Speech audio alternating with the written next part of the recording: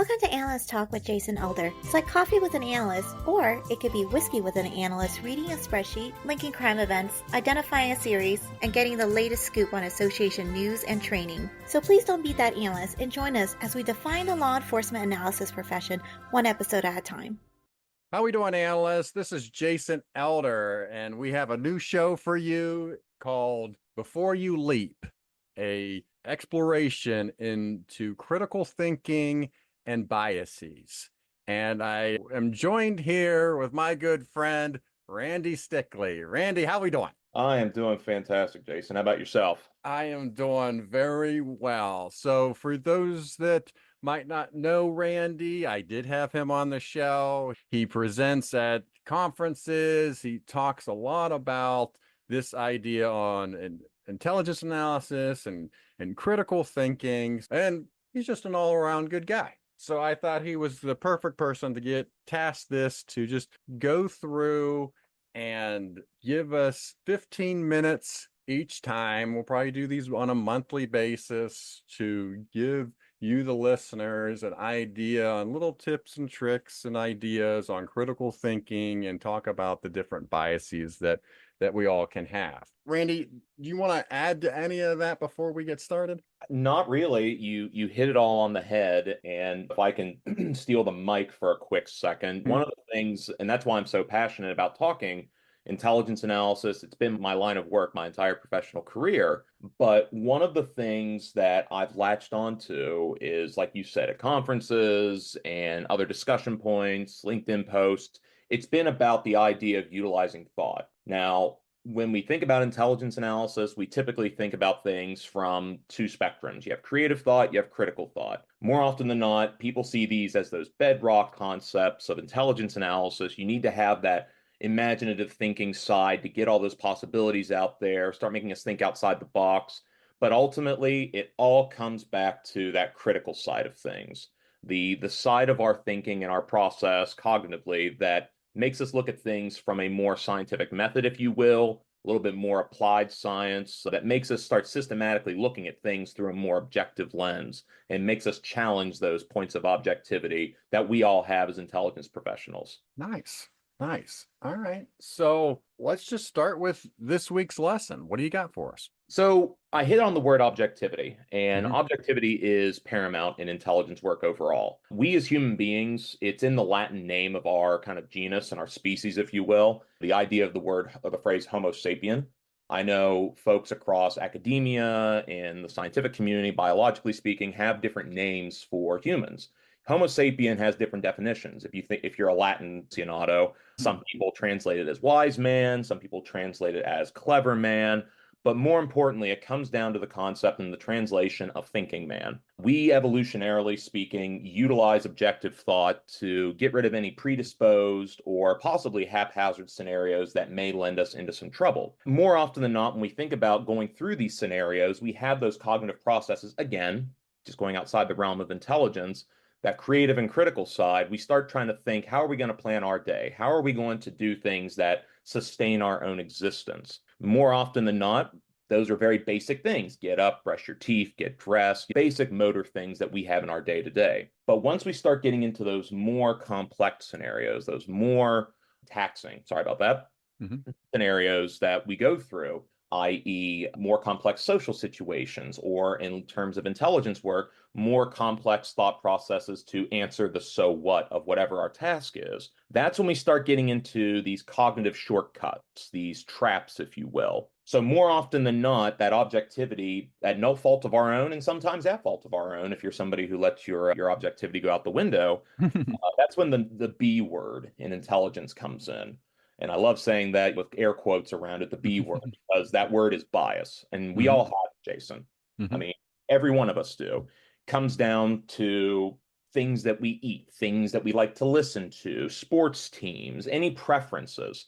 Now, we often hear that term bias when we're talking about the media. We hear that when we talk about a lot of the big P politics things that are happening in the world today. However, if we think about it from an intelligence professional centric kind of lens, these are things that we do as human beings cognitively that help us prioritize or even make simpler complex scenarios. And it's, again, no fault of our own more often than not. Implicit or inherent biases happen all the time. Mhm. And quite honestly, it's a very slippery slope and a minefield that we as intelligence professionals and as human beings in general have to be cognizant of, because that window of objectivity is something that we have to keep in mind when we're going through our intelligence briefs, our packets, or whatever you may call your product you're working on.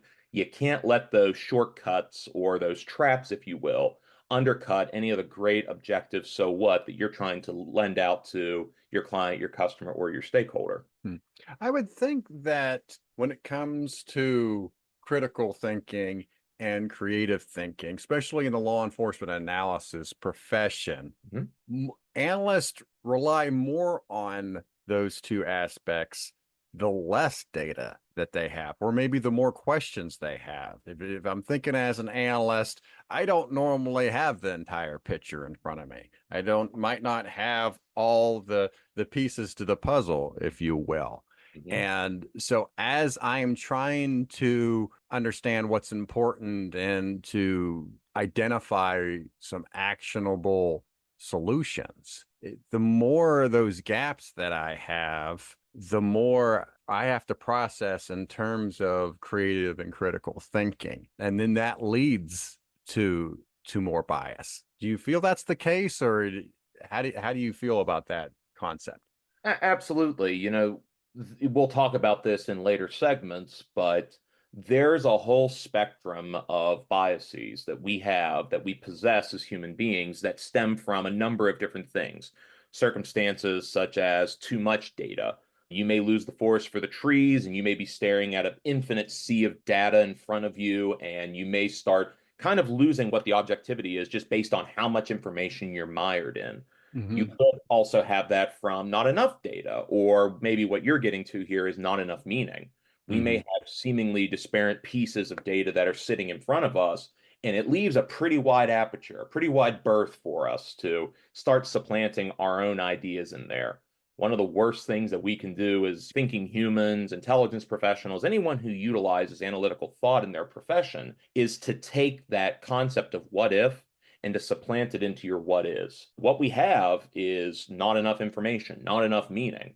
We can't let what if get in the way. There's that old adage, ifs and buts were candies and nuts, and every day would be Christmas. That we don't have that luxury in intelligence. It's a little more, has a little more gravitas to it, if you will. But something else to consider when we're doing that is and it dovetails nicely off your point there, that same spectrum I was talking about, the need to act quickly or in a timely manner. That timeliness aspect that you hit on is an absolute kind of deadline for us if in this profession. When we get into multiple amounts of data or not enough data, we don't have time to sit and pontificate about what could we do more. We have to come up with something very tactful, very quick, that will actually get us to that point a little more topically, cogently, and even timely. So from there, you do have to utilize your critical thinking to ascertain what are the best avenues that I could get to that will allow me to arrive at this data point, but also not take away from the timeliness of my intelligence. But then that final point here, I would also say when we're going through all of this,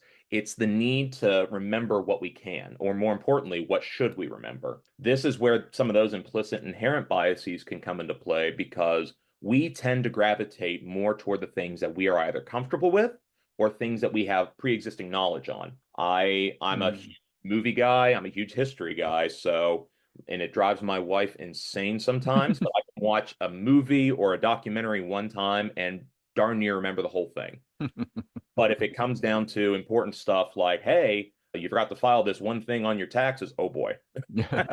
So it's stuff that I tend to like, that I tend to want to remember, and things that I gravitate toward that I remember more closely. And that's something that a lot of us fall into in this profession. So that's something that we have to keep in mind as we go through and have further discussions on these biases. Yeah, and that fits nicely into my next point. I know when I was a law enforcement analyst, I had some bad habits, and I knew I didn't know the full story like we've talked about before, and I was comfortable with the data. So I stayed with the data, right?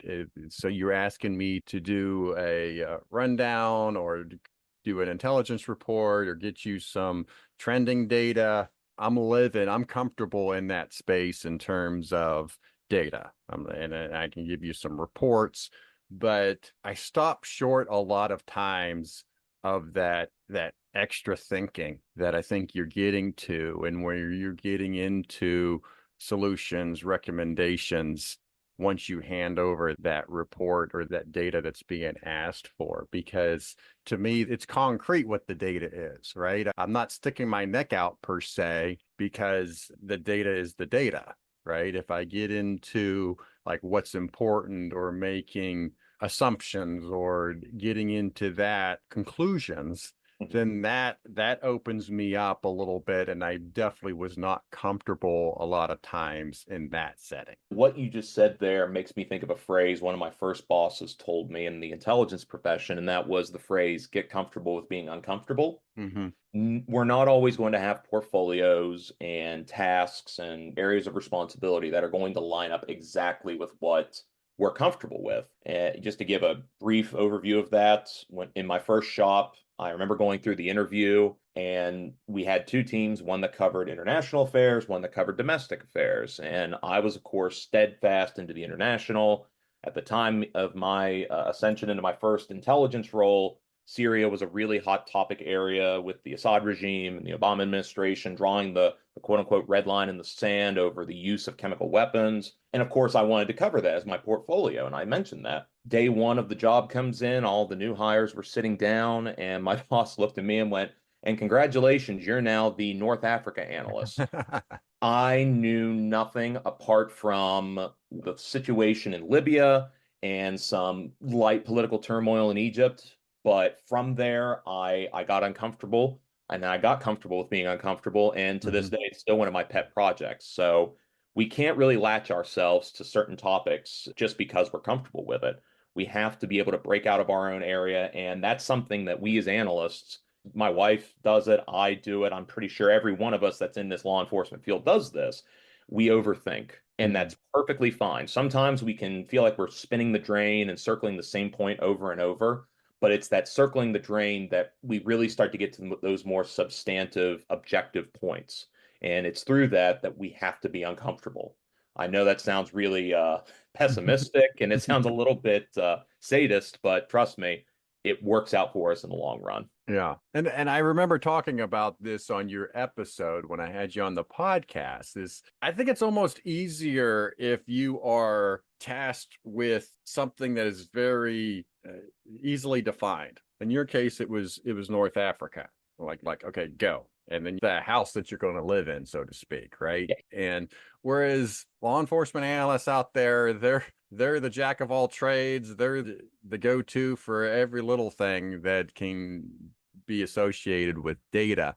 So it can be difficult to be tasked in such a way where you can focus and be that subject matter expert and to use these critical skills that we're going to talk about. Absolutely. And that's why I have such a passion for this, because regardless if you're covering gang activity in a metropolitan area, drug trafficking at the border, terrorism threatening the homeland, or even financial crimes from a corporate entity, at the end of the day, you have to lean back on your critical thinking, and that critical thinking lends itself to such a huge spectrum. Biases is one of those big points, and I'm really excited to cover further topics in biases and other layers throughout a series of these conversations, Jason. All right. So just wrapping up this episode, then, what is your advice to those that are listening to this, that I will call this, since that's the title of the show, what are you telling them? Before you leap, do this.